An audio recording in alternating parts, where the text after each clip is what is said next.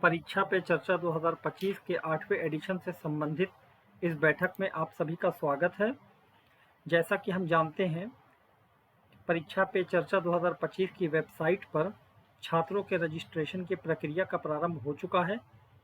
यह रजिस्ट्रेशन किस प्रकार किया जाना है, इसी के संबंध में ये बैठक आहूत की गई है।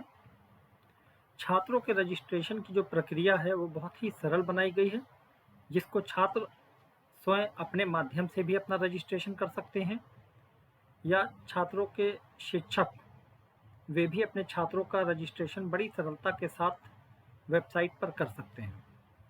रजिस्ट्रेशन की पूरी प्रक्रिया को समझने के लिए सबसे पहले हम देखते हैं कि किस प्रकार रजिस्ट्रेशन किया जाना है और इसकी साइट क्या है। छात्रों का साइट पर रजिस्ट्रेशन करने के लिए हम किसी भी ब्राउज़र का प्रयोग कर सकते हैं। जैसा कि आप मेरे स्क्रीन पर देख रहे हैं कि मैंने गूगल क्रोम का प्रयोग किया हुआ है। आप मोज़िला फायरफॉक्स, ओपेरा या अन्य किसी ब्राउज़र का भी प्रयोग कर सकते हैं।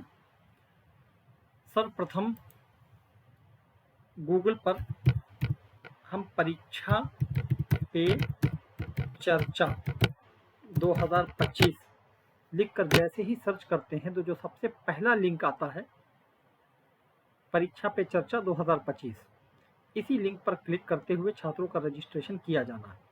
यदि आपको अंग्रेजी में रजिस्ट्रेशन करने में ज़्यादा दक्षता है तो आप जो पहला लिंक है जो अंग्रेजी में दिया हुआ है परीक्षा पे चर्चा 2025, उस पर क्लिक कर सकते हैं और क्लिक करते ही जो वेब पेज खुल के आता है वो वेब पेज अंग्रेजी में खुल के आता है और आप छात्रों का रजिस्ट्रेशन सरलतापूर्वक कर सकते हैं।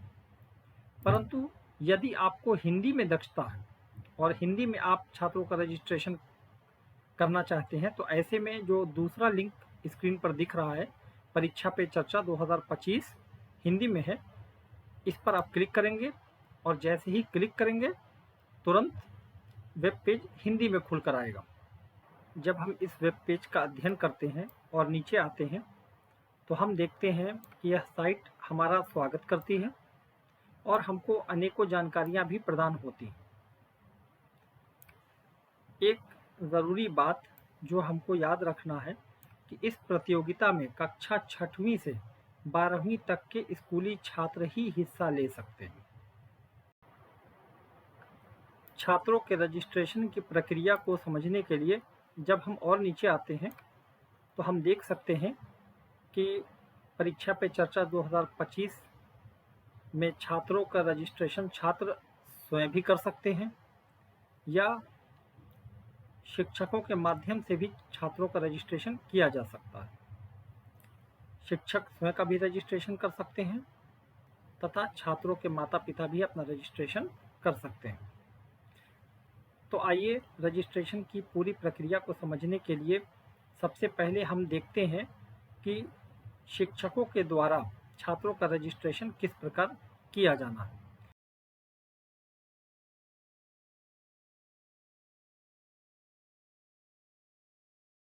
इसके लिए ये स्क्रीन पर जो लिंक दिख रहा है क्लिक करें। छात्र शिक्षक लॉगिन के ज़रिए भागीदारी। जब हम इस लिंक पर क्लिक करते हैं तो कुछ इस तरह का इंटरफेस खुल के सामने आता है जिसमें शिक्षक अपना पूरा नाम भरेंगे। जैसे मैं अपना नाम भर रहा हूं और मोबाइल नंबर या ईमेल आईडी डालेंगे। मोबाइल नंबर या ईमेल आईडी जो भी डालेंगे उस पर ओटीपी जाएगा। जैसे यहाँ पर मैं अपना मोबाइल नंबर डालता हूँ। मोबाइल नंबर डालने पर मेरे मोबाइल पर ओटीपी गया है। जो ओटीपी मोबाइल या ईमेल आईडी पर पहुँचा होगा उस ओटीपी को एंटर ओटीपी वाले कॉलम में भरा जाना है और भरने के पश्चात नीचे सबमिट बटन दिखाई दे रहा है, इसको क्लिक करना होगा। क्लिक करने के पश्चात जो इंटरफेस हमारे सामने आएगा उस पर छात्र का विवरण भरा जाना है। तो एक एक करके शिक्षक अपने छात्रों का विवरण भरेंगे। मैं अपने सबसे पहले छात्र का विवरण भरना शुरू करता हूँ। छात्र का नाम राहुल पांडे, आप देख सकते हैं कि किस प्रकार विवरण को भरा जाना है। सबसे पहले छात्र का नाम भरा गया, इसके बाद ईमेल आईडी, छात्र की ईमेल आईडी यदि उपलब्ध है तो भरा जाना है, और यदि छात्र की ईमेल आईडी नहीं है तो इस कॉलम को हम स्किप कर सकते हैं, इस कॉलम को छोड़ा भी जा सकता है। इसके बाद छात्र का मोबाइल नंबर, ये भी ऑप्शनल है, यदि मोबाइल नंबर उपलब्ध है तो भरा जाना है, यदि नहीं उपलब्ध है तो इस कॉलम को भी छोड़ा जा सकता है। मैं मोबाइल नंबर डाल देता हूँ।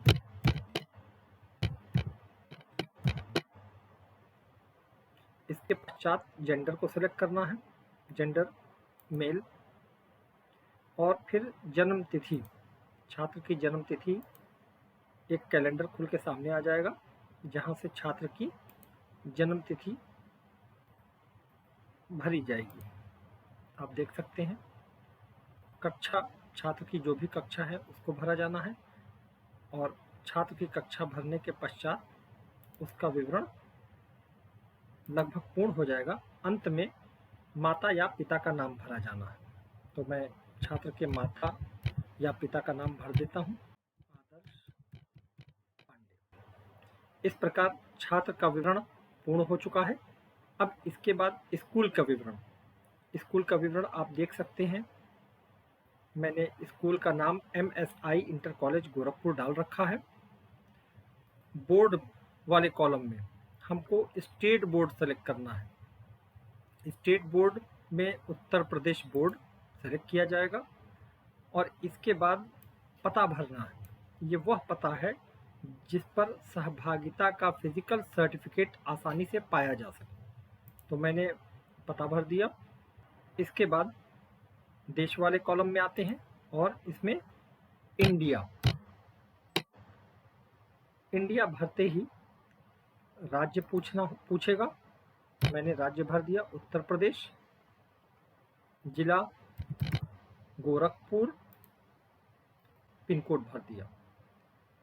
इसके पश्चात माननीय प्रधानमंत्री जी से जीवन कौशल, परीक्षा की तैयारी, तनाव, कैरियर मार्गदर्शन आदि के संबंध में कोई भी सवाल छात्र कर सकता है। जैसे मैं यहाँ पर अपना सवाल टाइप कर देता हूँ, how to get rid of exam pressure. इसके पश्चात नीचे सबमिट का बटन दबाना होगा। जैसे ही सबमिट का बटन दबाया जाएगा, एक पॉपअप सामने आएगा जिसमें लिखा होगा कि हम इस विवरण में ओके करने के पश्चात कोई भी संशोधन नहीं कर सकते, इसलिए भरे गए विवरण को एक बार जांच लेना चाहिए, उसके बाद ही ओके का बटन दबाना चाहिए।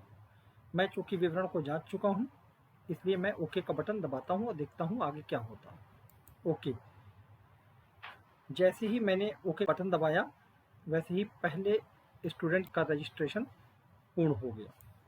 इसके पश्चात अन्य छात्रों के रजिस्ट्रेशन के लिए अधिक जोड़े लिखा हुआ है, उस पर क्लिक करना होगा। जैसे ही उस पर क्लिक करेंगे, पुनः छात्र का विवरण पूछेगा, और पुनः ऊपर वाली प्रक्रिया दोबारा दोहराई जाएगी, और इस प्रकार एक एक करके अन्य छात्रों का विवरण भी भरना होगा। इस प्रकार शिक्षक के माध्यम से अनेकों छात्रों का विवरण भरते हुए रजिस्ट्रेशन की कार्रवाई को पूरा किया जा सकता है।